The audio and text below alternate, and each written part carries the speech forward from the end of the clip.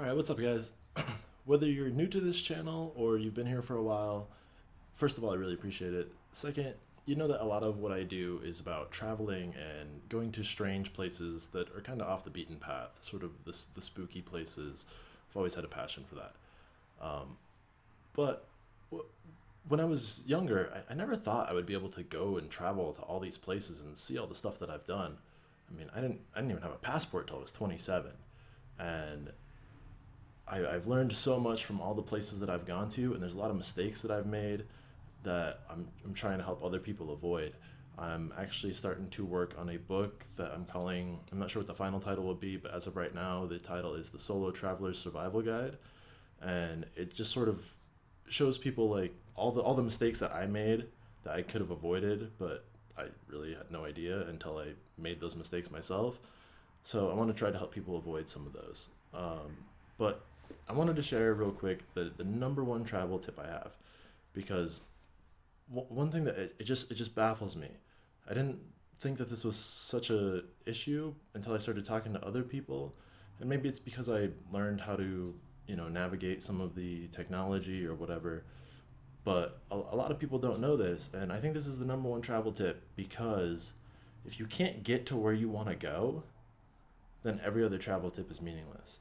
There's no point, right?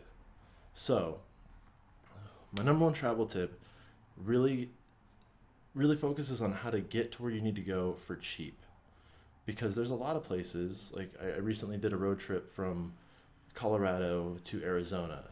And when I would stay at a hotel, and these are pretty rundown hotels, they're not the nicest thing out there. They're still extremely expensive. But if you go to a place that's cheaper, there's a lot of places in South America, or I've really fallen in love with Eastern Europe with all the time that I've spent there. That's probably my favorite region in the world. Um, for the price of a crappy hotel in America, you can live in luxury in places like Eastern Europe, Mexico, stuff like that. And talking to some of my coworkers that I work with now, they're like, oh yeah, I went to Mexico for a week. It's like, oh really? How much did you spend for a week? I'm like, oh, $3,500. It's like, $3,500 for 1 week? Are you fucking kidding me? Like, you know how much cheaper Mexico is compared to like America or anywhere else? How the fuck are you gonna spend $3,500 for 1 week? My last like major trip to Europe, I rode a bicycle from Amsterdam to Varna, Bulgaria. I spent $3,500 for almost 4 months. That included buying the bicycle, airfare, all this other stuff. And then it just kind of hit me that a lot of people really don't know about like the money management side, or how to be savvy when you're traveling. And so the perfect way to illustrate this, right? Me and the missus are planning on going to Prague in probably October. We're going to see a lot of the Czech Republic, because the Czech Republic is tied for my favorite country. Second would be Romania. I love Romania and I love the Czech Republic, but Czech Republic kind of like it. I mean, it's a tough tie, but I think Czech is a little bit higher. I'm not going to get into it, but barring some huge continued coronavirus, whatever, which if it comes, no, but seriously, barring any like problems or whatever, assuming the coronavirus just goes away, I'm not gonna factor it in. I'm not gonna try to think about it. But if something crazy going on, we're probably not gonna go. But whatever. Assuming that the coronavirus doesn't exist, right, or it just goes away, we want to go to the Czech Republic. So I'm gonna show you how we're gonna do it and how we're gonna save a ton of money doing it. Because if you were just to look for flights from Denver to Prague, Denver being my closest major airport, the price is insane. Absolutely insane. But there's a trick that I know on how to get those costs way down. So we're going to hop over to the computer and I'm going to show you guys what I'm talking about. All right, so we want to go from Denver to Prague. But there's some things to consider. First, the cheapest for just a general time is $1,241. That is excessive. But you also got to think too. How many flights really go from Denver to Prague or America to Prague in general? Prague is a pretty big tourist destination, but it's not exactly a major hub. There's when I talk to a lot of people and it's like, oh, I want to go to Europe. It's like, yeah, where do you want to go? It's Italy, France, all the places that they can tell their friends about and be like, oh yeah, that's the conspicuous consumption thing. Prague is a little bit more obscure, but it's still a lovely place. So there's a lot less flights going there. So if there's a lot less flights going there, it makes sense that the flights to Prague are a lot more expensive. So let's think about a hub that is more popular, where there's a lot more flights going to. If there's a lot more flights going to a certain place, the prices are undoubtedly going to be lower. So let's pull up a calculator really quick. So 1241. There's going to be two of us going, so times two. It's $2,482. Okay, so where is there a lot of flights that go in? What destination in Europe has a lot of flights going to it? Well, London is huge. London is a massive hub for finance and travel, and there's a lot of flights going from America to London. So let's look at London. And London also has 3 airports, which you got Luton, Gatwick, Heathrow. There's a lot of places you can go, so it's a lot more of a hub. So look, we got $601 round trip.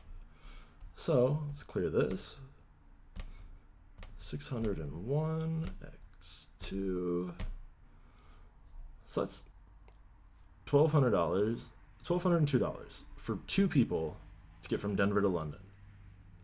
Okay, so then what about flights from London to Prague? Well, let's check that out.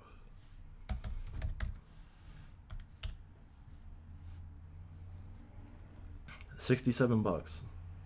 So 67 times 2 is 134. So plus 134. It's $1,300 and $1,336. Okay, so I have a separate calculator here with the old number on it. So 1336 minus 2482. So just going to London first, you save $1,146.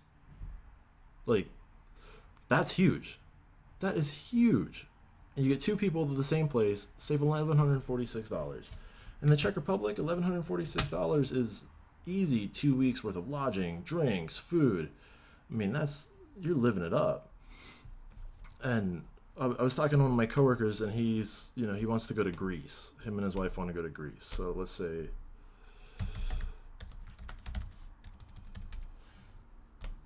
Denver to Athens.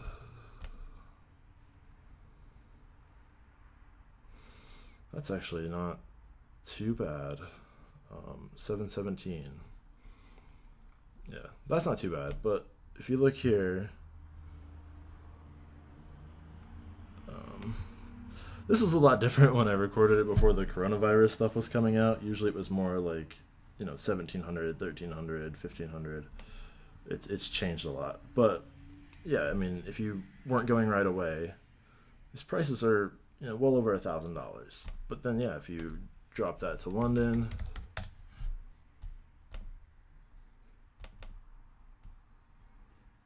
$469, $495, $600.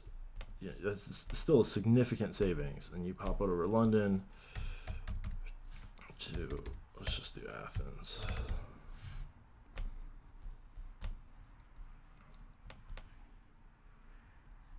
Yeah, $53, $100, $84.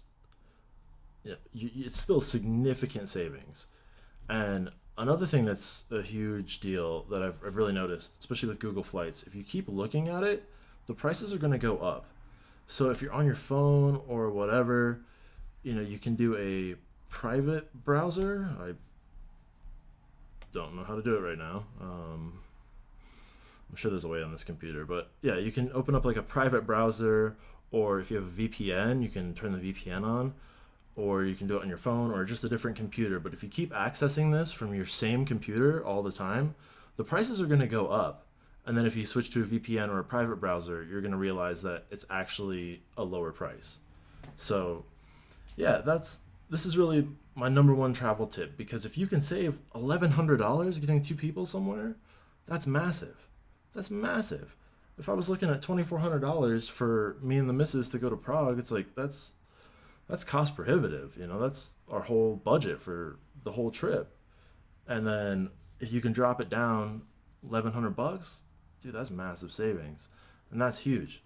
That, I think, is one of the barriers of entry for people going traveling. Is it's just too expensive. I don't have $2,400 for this, and then money for hotels, car rental, trains, blah blah blah blah blah.